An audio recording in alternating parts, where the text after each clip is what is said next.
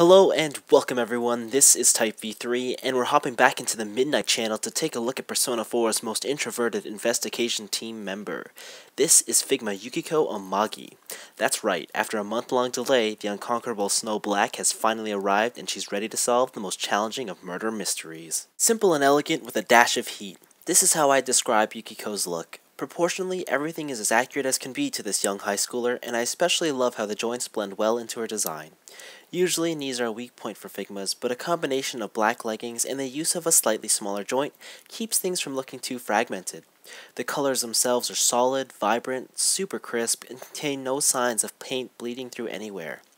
The red of her sweater is incredibly eye-catching, and although it lacks many painted accents, the mold detailing is absolutely flawless, and the small silver buttons are a nice touch too. The head sculpt is where things get somewhat questionable. There's nothing wrong with it, but there were design decisions taken that I don't think will unanimously appeal with every Yukiko fan. The hair, for instance, is beautifully dark and contains many lengthy and sprawled out strands. While it looks great in every action pose, the same can't be said when she's just standing there. It's a little silly. The headband is a vivid gloss red, and her bangs, like the rest of her hair, is well detailed with its light, asymmetrical approach. The face sculpt is probably my biggest issue with this figure. And when I say biggest, I mean almost negligible. Something about it just looks off, or maybe it has to do with the fact that she's staring to the left. I'm not really sure. I think she needs a wider face and softer toned lips to be 100% anime accurate, but as it stands right now, she's about 99% of the way there. The next of the two extra faces she comes with is an angry, screaming expression. This one is my favorite as it's the only one that's looking forward, and strangely, I think it's more appealing than the default look. Lastly is the fan-favorite embarrassed face, and I think it turned out great. It's also a face that I feel represents the character the best, both in expression and screen accuracy. Kawaii desu ne? Unsurprisingly, Yukiko is one of the smaller Figmas. She's not the shortest, however, as she does have a tiny height advantage over her best friend Chie. At this point, it should be obvious to see that these two look great together, and that even though they have similar uniforms, there's enough difference between them to emphasize their personalities.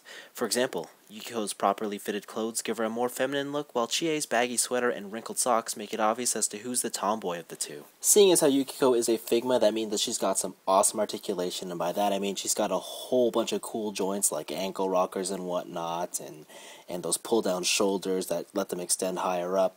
But they've also got awesome range in them, so I mean, like, it's pretty good everywhere all around. She even has a waist swivel, which I was pleasantly surprised to find, and there are cuts in her kilt so that her legs can be extended for more dynamic poses. All of it is really good. The only issue I found was her hair. As you see, it's very large and covers a lot of ground, so when you're in certain positions with her arms, they can interfere and collide, but it's nothing that's too much of an issue or too problematic.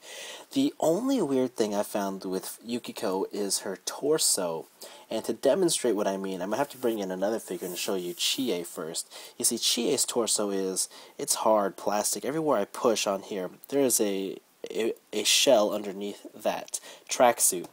With Yukiko, it is a little bit different. Basically, she doesn't have that hard plastic. She has just a skeleton underneath, so anywhere you push, it just caves in on itself. It is soft plastic. Watch when I do the ab crunch. It just folds in on itself. Now, the only thing, or the only reasoning I can see them doing this is cost cutting. But, or I don't know if this has been done before in other Figmas, but I just found it to be strange. It's not that it takes away anything from the figure. I mean, it's not like you'd be able to tell between the two of them, but it is one of those strange decisions that you kind of question Max Factory or Good Smile for doing. Again, not an issue though, so I'm perfectly fine with it. As expected, the first of Yukiko's accessories are a substantial amount of hands. In fact, she comes with an identical set to Chie, including the hands specifically made to hold her glasses. Of course, she can also wear them, and getting them on her face is a lot easier since the glasses themselves have hooked arms that clip onto the back of Yukiko's ears. She also comes with her own version of the fake nose glasses, which, admittedly, is the pair that suits her the best.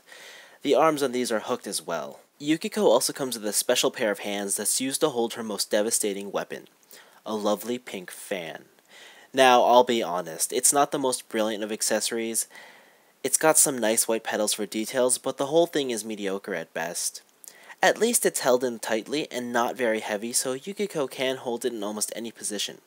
Thankfully, her blast effect part is a lot more interesting. It's her fan in motion. It's an entirely separate accessory, and the finish on it is gorgeous, with its translucent gradient that goes from pink to white. The only issue here is its tremendous heft, which, at times, has proved to be too heavy for the joint in Yukiko's wrist to hold solidly. Lastly included is the traditional Figma bag and display stand. Only there's a slight twist with the stand. Because of Yukiko's long hair and highly placed peg hole, there's some difficulty getting her attached to the display stand. So also included is a revised tip so that it may be easier to get her attached. It's not mind-blowing by any means, but it's still a nice solution to an otherwise minor problem. When it comes down to it, Figma Yukiko Amagi is a great figure and an awesome representation of the popular video game character. However, much like Chie, interest in this release will be solely dependent on your familiarity with the Persona 4 series. And even then, I don't think this is a figure you could have just on its own, as it's really meant to be paired with Figma Chie. On top of all that, this is a Bashoujo style figure, and if you're not into that, well, I can't say I blame you. Putting all that aside, if you do find yourself somewhere within these niche constraints, then I have no doubt you'll find yourself absolutely enamored by Figma Yukiko.